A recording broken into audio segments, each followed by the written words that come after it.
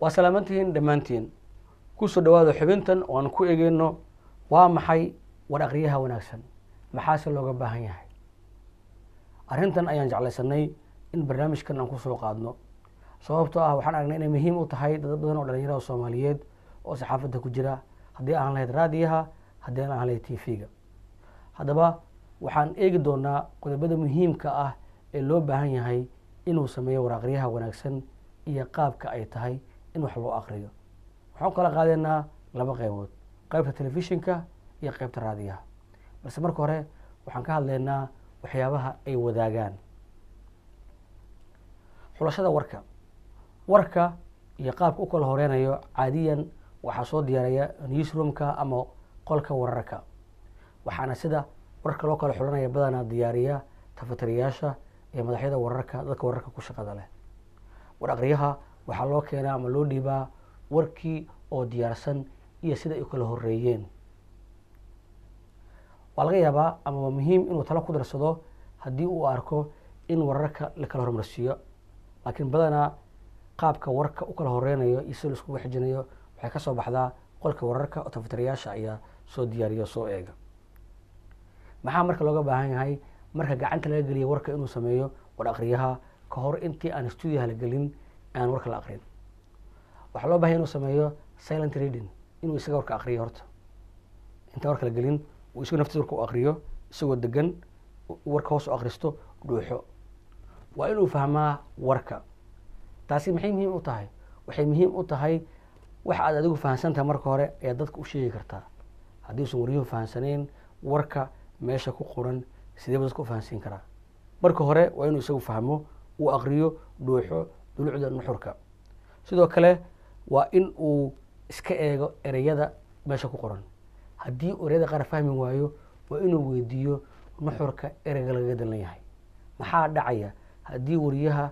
erey uusan fahansaneyn macnihiisa uu aqriyo warka ku daro waxaa dhici karta in uu nuxurka ka dhumiyo inuu ku dhawaaqi waayo ama nuxurkii laga wada garan waayo sidaa daraaddeed waa inuu weydiiyaa qolyaha wararka ereygan muxuu yahay maxaase la micnaa si u fahmo waxaa loo baahan yahay inuu ku aqriyo codkiisa degan oo caadiga ah neutralka cod degan hase ahaatee active macnihiisu waa waxay cod degan haddana nool inuu qayliyo ma ahan shanqaro laakiin codka waa inuu degan yahay inuu aada u hooseeyana ma ahan halkaa warkaasi ka dhageysanaysaan ama waxaa ka imanaya magaalada muqdisho ma ahan inuu warkii ahaado war cod degan hase ahaatee active oo nool inuu ahaado iyo inuu ka fogaado ereyada la yiraahdo filler words ama ereyada buuxinta filler words waxa weeye in qofku erey buuxin isticmaalo arrintan badana saxaafadda Soomaaliyeed way sameeysaa waan ku arkay TV-da raadiyaha kulli waa sameynaa waa maxay ereyada buuxinta waa inuu qofku kelmado u ka buuxiyo warka dhexdiisa meel banaan tusaale ahaan aan aqriyo hadda aan isku dayo inaan tusaale soo qaado 10 qof ayaa la sheegayaa inay ku dhinteen markaasi xabsiga dhexe ee magaalada Muqdisho halkaas oo markaasi la sheegayo in koox ka tirsan shabaab ay xabsiga dhexdiisa ku dagaalantay taasoo markaasi sababtay maxaa halkaas kaga muuqda waxa halkaas kaga muuqanaya in aan ereyo ka buuxinayo ay ka mid tahay halkaas oo markaasi taasi waxay dhuminaysaa nuxurka hadalka iyo warka hadalka waa inuu ahaado mid nuxur leh oo la fahmi karo macnihiisu cad yahay 10 qof ayaa ku dhimatay 15 kalena way ku dhaawacantay kadib markii koox xabsiga ku jirtay ay heleen hub inay la dagaalameen ilaaladii xabsiga kuma jirto erey lagu buuxiyay markaasi ama saas waa inuu marka nuxurka cad yahay dadku fahmaan waxa war ugu xun in wixii aad sheegtay dadku garan waayeen dhahan war muxuu sheegay waa in la fahmo waxa warkaaga ujeedadiisu ay qeexan tahay caddahay warka waa in laga ilaaliyo luqadaha suuqa war suuqa luqad kasta way leedahay dunyada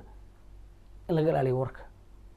oo lagu aqriyo luqad la fahmi karo oo caadiya qof kasta fahmi karo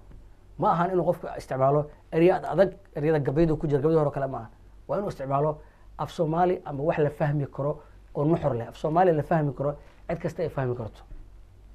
mar kasta oo ereyada warkaaga ku jira dadka aysan fahmi karin waxaa dhimanaya nuxurka warkaaga haddaba waa inaad isticmaashaa af soomaali dhexdhexaada oo la fahmi karo qof kastana uu fahmi karo oo af suuq ha isticmaalin af sugarin ha isticmaalin warka ha ka dhigin sida gabay oo kale dhiiggii ka dhacay muqdisho dad baa ka dhiidhi something like that wax saas oo kale ah war suuqeed macnaha hadal sugaan aan ka wadaa ha ka dhigin war sugaaneed ereyga sida gabayada suga ama heesoo kale warkiisu noqon erey sugaaneed dagaalkii ka horreeyey deertii hore dhacay dadkii ku dhintay something like that wax sugaan camala amaba war suuqeed waxaa lasoo sheegaya macnaha wararka suuqa camal ereyada oo waa lagu daadiyey ciidanka dowladda wasiirka arrimaha dibadda ku daadiyey soomaaliya ereysaas oo kale ah war suuqeedkan ka wada raalli ahada dadku caadi u isticmaalaan waa inuu ereyadu ahaadaan kuwa nuxur leh oo cad nuxurka ay sameynayaan lana fahmi karo taasi waxyaabaha guud ay wadaagaan tv-ga iyo raadiyaha hadda aan kala qaadno aan ku horumarno raadiyaha wuxuu ku fiican yahay ama uu isagu laguma jeeda adiga muuqaalkaaga cid ku arkaysa ma jirto indhahaaga iyo gacmahaaga saa sidays wejigaaga su yahay qof ku jeeda ma laha laakiin culayskiisuu leeyahay dadka waa in warka aad deeqsiisaa dadku ay ku dhegeysanayaan halka tv-gu dadka inta badan ay ku mashquulayaan sawirada meesha ka muuqda iyo muuqaalada laakiin raadiyaha dadku waa ku dhegeysanayaan dadka waa inaad ka dhigtaa dhexgeysaa sheekada aad sheegaysid dadka waa inaad u sawirtaa waxa meesha sheekada ka sheekeynaysid waa inay u caddahay kelmadaha waa inaad si degan oo sharxan u aqriso waa inaad kala goysaa warkaaga waa inaad warkaaga dejisaa adaan boobsiin dejisaa codka maaha in codka hooseeya maahan codkaaga active aado laakiin ha boobsiina warkaaga deji markaa ka baxdo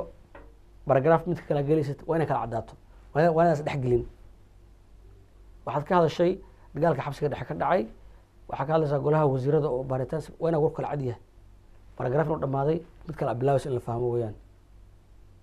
waa inaad ku leher baragraafada dhexdooda waa inaad ku neefsan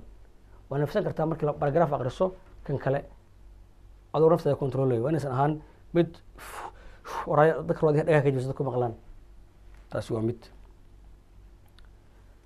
waa in ereyada ugu dhawaaqdaa si buuxda oo ereyada adan dabagoon ereyga waa inaad dhamaystirtaa si buuxda ugu dhawaaqdaa ereyga hadalka waa inuu si buuxda u dhammaado waa tahay waa inaad isticmaashaa luqad la fahmi karo oo dhexdhexaada luqaddaada dabiicigana aada aqriso aada warka ku aqriso taasi waa raadiya tv-ga aan gudubno waxyaaba badan ayay wadaagaan sida in aad warka sii aqriso codkaaga baraad ku samayso laakiin maxay kaga duwan yahay tv-gu tv-gu wuxuu kaga duwan yahay raadiyaha warkaaga warqad ayaa ka aqrinaysa inkastoo loo baahan yahay inuu qofku marka hore xataa uu isku dayo inuu xifdiyo ama raadiyaha ahaado ama tv ahaado inuu xifdiyo wararka qaar inuu qofka xifdiyo muhiim tahay haddana tv-gu muxuu taa kaga duwan yahay tv-yada shaashad ayaa dambeyso oo warka laga aqriyaa saas ay tahana haddana qofku waa in uu warka aqriya dadka tv-gu waxay daawanayaan muuqaalkaagii waa in aadan dadka ka nixin aadan naxsanayn qof naxsan aadan u fiigsan aadan u muuqan waa inaad si dabiici ahaato oo sheekeynaya tv-ga fiirinaya waa inaad ka dhigtaa hal qof oo kusoo hor fadhiya oo u sheekeynaya sidoo kale adigoo isdejinaya si dabiici warka u aqrinaya waa in indhahaagu meelaha kale firfiirin aadan qalqal kaa muuqan waa inaad kaamirada fiirisaa si degan oo dabiiciya oo ayar in u aqriso ayaa loo baahan yahay mar kale ka dheeraaw ereyada la buuxinayo oo meelaha laga buuxinayo sidoo kale la soco marka aad uu soo dhaco war deg deg oo kale tv oo kale in aad oo qofku noqdo qof maskaxda waxay muhiim u tahay inuu qofku hore ka sheego wixii loo sheegay uusan qofku qalqalin markuu kaamilada hor fadhiyo qofka aad baa mahadsantihi